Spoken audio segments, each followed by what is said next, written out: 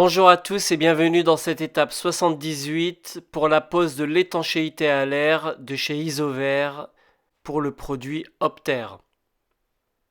La membrane d'étanchéité à l'air se pose directement sur la maçonnerie. Elle est perméable à la vapeur d'eau et étanche à l'air. Elle se pose directement sur la maçonnerie afin d'éviter le percement direct de la membrane. Elle se pose simplement par marouflage. Elle adhère facilement sur la maçonnerie et elle est compatible avec les accessoires d'étanchéité à l'air d'Isover.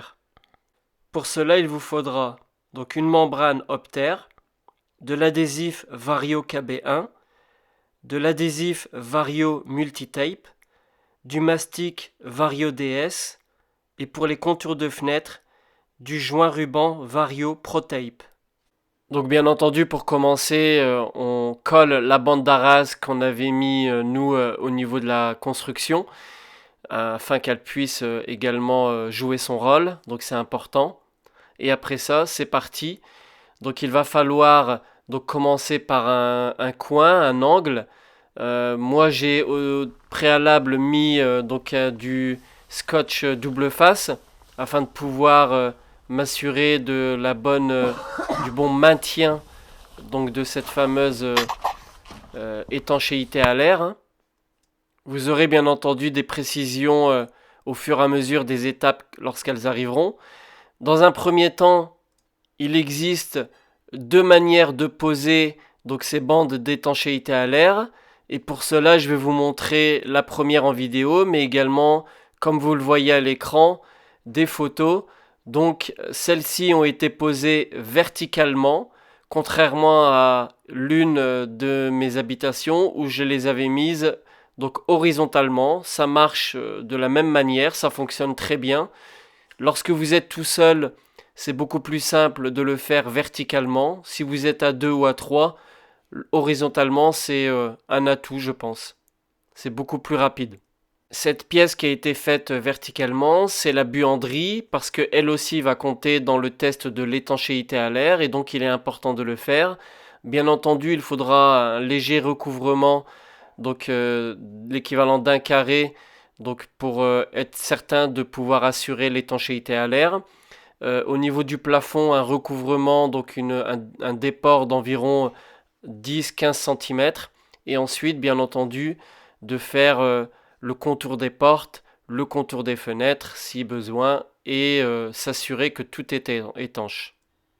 Après avoir mesuré donc du coin de la fenêtre en faisant le tour complet jusqu'au niveau de la seconde fenêtre, donc afin d'avoir un endroit complet, donc je vais m'arrêter quasiment un peu plus même à ce niveau-là, donc j'ai 12,95 m, mais vaut mieux faire une découpe un peu plus importante afin d'être certain qui peut le plus, peut le moins. Et donc ça va être le premier lait, donc pour ça vous mesurez et vous prenez cette dimension. Et ensuite, on sait que pour le bas, il suffira simplement de faire la deuxième identique, pour pouvoir descendre jusqu'en bas. Et en fait, ça va permettre, en fait, dans un premier temps, d'essayer et ensuite de s'assurer que c'est bon. Et ensuite, c'est parti. Pour cette étape d'étanchéité à l'air, donc pour la membrane Opter de chez Saint-Gobain Isover, eh bien, elle va être posée latéralement. Alors pour ça, il faut absolument être minimum 3 voire 4. C'est pour ça que j'ai bien vu la différence. Je vais quand même vous expliquer pourquoi j'ai commencé comme ça. Eh bien, ça permettait en fait d'éviter de faire que des morceaux comme vous avez pu le voir en image sur la buanderie. Alors il faut savoir c'est que cette membrane en fait elle adhère directement donc sur la maçonnerie, mais bien entendu vous aurez peut-être besoin, étant donné la longueur, de placer quelques petits morceaux de scotch afin de la maintenir et de pouvoir travailler aisément. Comme vous le voyez à l'image, elle adhère par marouflage. Je me sers simplement d'un balai classique et celle-ci adhère assez simplement.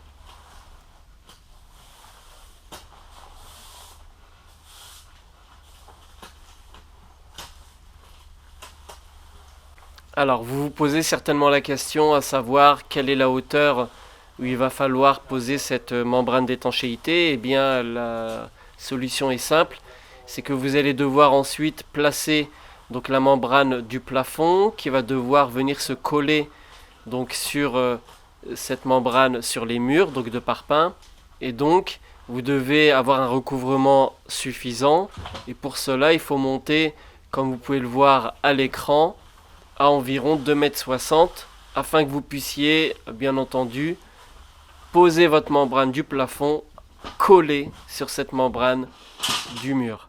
Alors pourquoi mon choix a été fait pour la mettre directement sur la maçonnerie?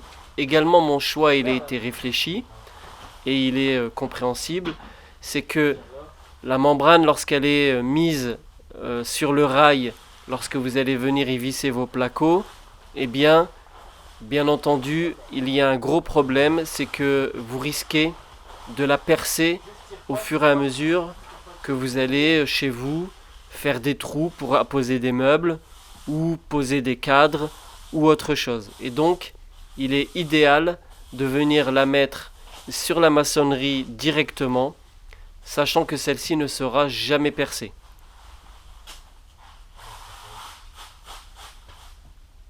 Alors, vous allez remarquer au fur et à mesure que lorsque c'est marouflé, voilà, ça tient, mais sur des grandes longueurs comme ça, c'est quand même assez compliqué, surtout pour faire des angles corrects, afin d'avoir vraiment un angle droit, surtout dans cette intersection de murs. Et bien, le but, ça va être de pouvoir se faciliter le travail. Et vous allez voir par la suite, en fait, je vais décider de coller quelques petits morceaux de scotch donc sur le haut afin de maintenir et de sécuriser le travail effectué auparavant.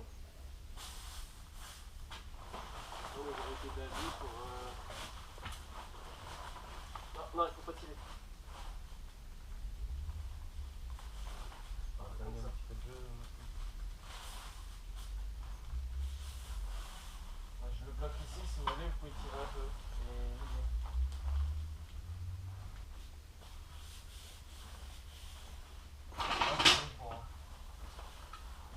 Emballez, j'avance avec vous.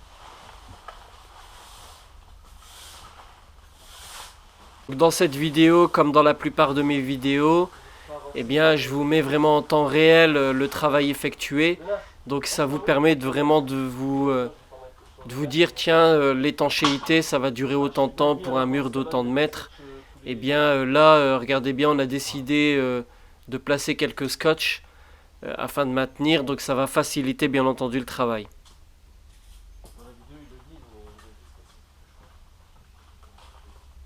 Ouais, il faut être bon bas coup et pas vu la longueur des murs des murs que ça.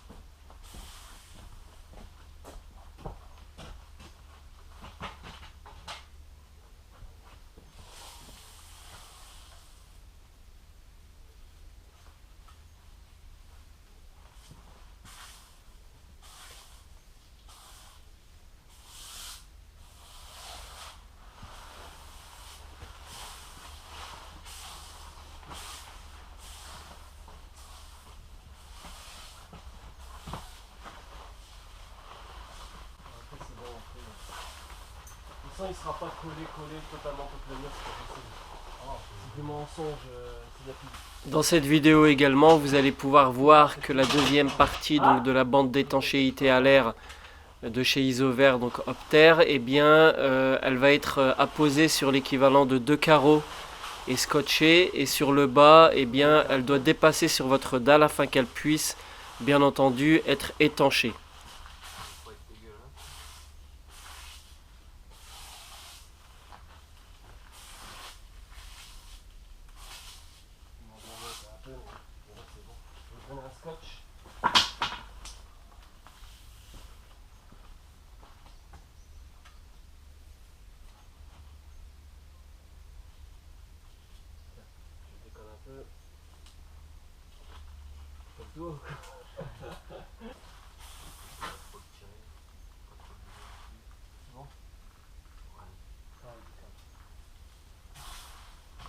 Ici au-dessus, il y aura.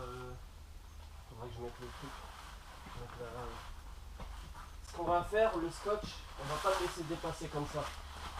On le met 4 cm en dessous du début pour que je puisse mettre mon joint.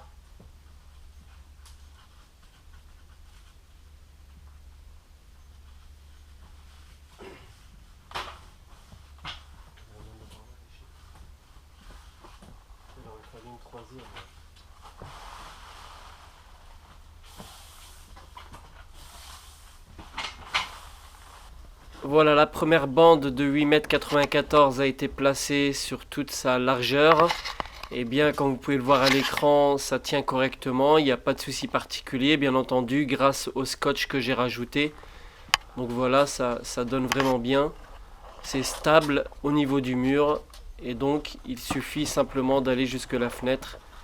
Et après ça, vous allez pouvoir donc mettre la deuxième bande, le deuxième lait, et vous allez utiliser l'adhésif Vario KB1. Assurez-vous de maroufler une dernière fois afin que l'étanchéité Opter puisse être complètement collée et ne fasse aucun mauvais pli afin de vous assurer de votre étanchéité par la suite.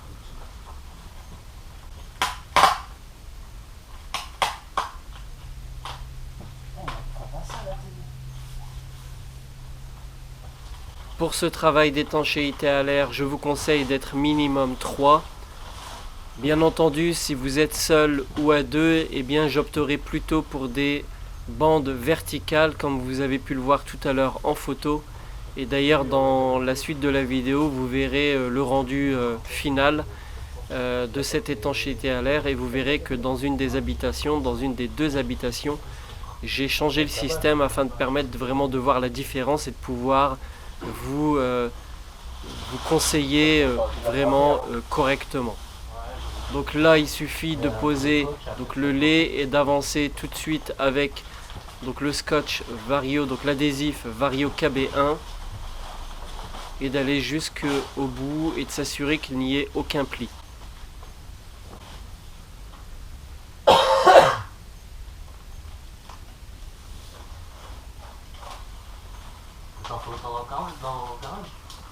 Dans le garage, que la pièce qui va livrer un mur là, entre le garage et le cellier. Que le cellier où il faudra le faire.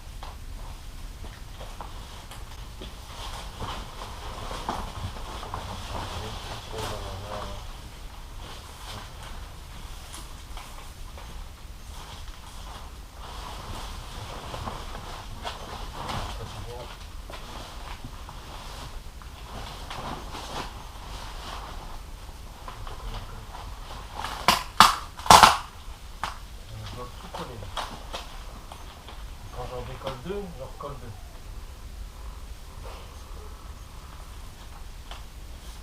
Ça écarte-le un peu du... Ouais, écarte-le parce que là...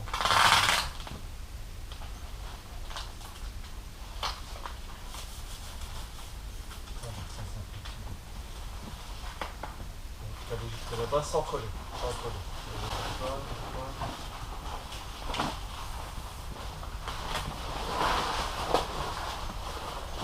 À la télé, c'est une meuf qui le fait. Ouais, et elle y arrive et nous non. Je pense qu'elle l'a fait en une journée. Je sais pas. Non mais le scotch, quand tu le vois,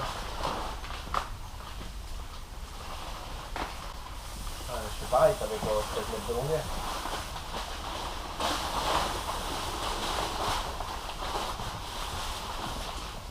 Ah mais ils ont merdé en faisant ce système-là, obligatoire.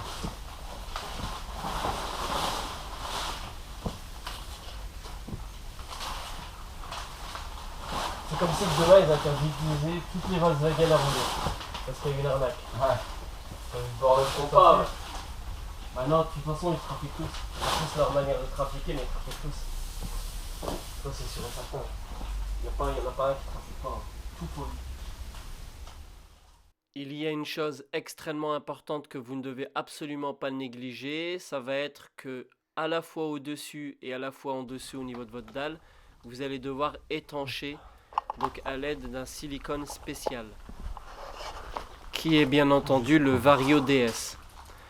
Alors là on va passer entre deux fenêtres, donc Pour les après avoir petites pris votre longueurs, cotation, vous allez vraiment faire arriver entre les deux fenêtres. donc Et dessus, ensuite et les rajouter à la petites fin bandes des que vous petits voyez morceaux au-dessus des manquants. fenêtres, vous les faites à la fin avec vos chutes que vous aurez de votre Si tu vas étanchéité à direct tout l'air. droit, il va pas. Ça va vous permettre d'éviter Ouais, le c'est gaspillage. Ouais, non, laisse tomber. Après On va avoir télé- pris votre dessin. mesure, n'hésitez pas à rajouter quelques centimètres afin de vous permettre d'éviter d'avoir une bande de lait trop courte. Il va falloir étancher donc au niveau de la fenêtre. On commence tout d'abord par cette étape. Bien entendu, il y en aura d'autres dans les étapes suivantes. Ça va vous permettre de bien comprendre pourquoi il faut étancher correctement à ces niveaux-là. Ça va éviter bien entendu que de l'air entre dans votre habitation. Il est extrêmement important d'avoir donc un angle donc au niveau de la fenêtre et du mur parpaing extrêmement bien serré, parce que lorsque vous allez mettre votre laine de verre, eh bien ça risque de vous poser des problèmes.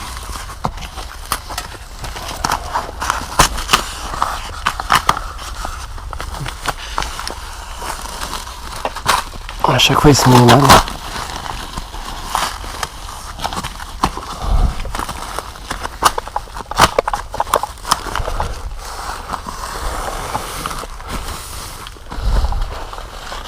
Donc après avoir effectué le premier lait, eh bien vous mettez donc par-dessus la première, donc l'équivalent de deux bandes, donc de 10 cm. Bien dans l'angle. N'hésitez vraiment pas à faire ceci, ça va vous éviter des problèmes, surtout d'étanchéité, et c'est extrêmement important.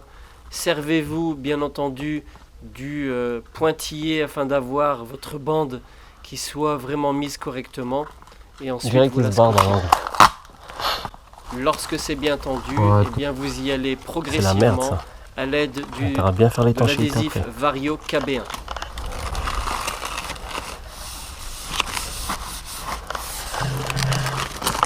Surtout faites attention à bien le scotcher parce qu'il est assez difficile de le retirer si jamais vous voyez que vous avez fait une bulle ou quoi que ce soit de pas correct.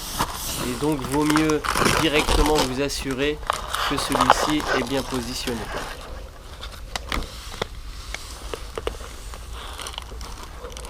Vas-y, tu peux le pousser. Vas-y, hop. Voilà. Pour le reste, c'est du pareil au même. Ici, vous allez devoir partir d'une fenêtre, par exemple, et arriver jusque votre porte d'entrée, et je vous conseille de le faire en une seule fois. Comme vous pouvez le voir à l'image, au niveau donc de cette photo, les laits ont été posés de haut en bas, donc verticalement. Vous allez voir également que le scotch, il y en a un peu partout. Il faut vraiment vous assurer que ça soit vraiment étanche. Lorsque vous avez des petits morceaux, n'hésitez pas à rajouter de l'adhésif, donc Vario KB1. Ce que je peux vous dire, c'est que là, à ce niveau-là, donc c'était assez compliqué, mais au final, c'est assez simple. Si vous retournez ou que vous vérifiez un petit peu, on voit que déjà l'étanchéité à l'air fonctionne, puisque on a déjà positionné donc notre silicone, mais aussi on voit qu'il y a de l'air qui fait gonfler la maison, rien qu'au niveau des murs déjà, parce que entre la bande du haut et la bande du bas, regardez bien dans le fond de l'habitation là, on voit bien que c'est gonflé. Regardez bien ici en bas à gauche, au niveau de la fenêtre, c'est gonflé aussi, donc c'est vraiment important. Avant d'effectuer donc le joint Vario DS au niveau du sol et du plafond, donc je vais faire l'isolation donc du plafond, donc des combles perdus. Il y a bien entendu deux formes.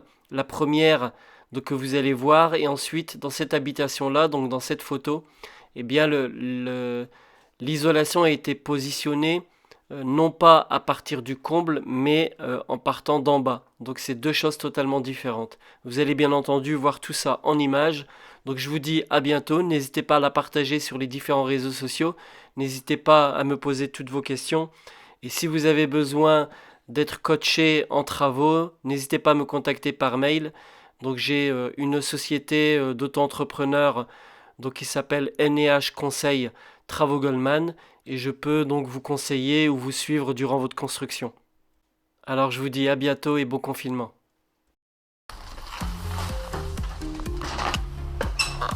Il a sauté. Bah ouais, j'ai sauté.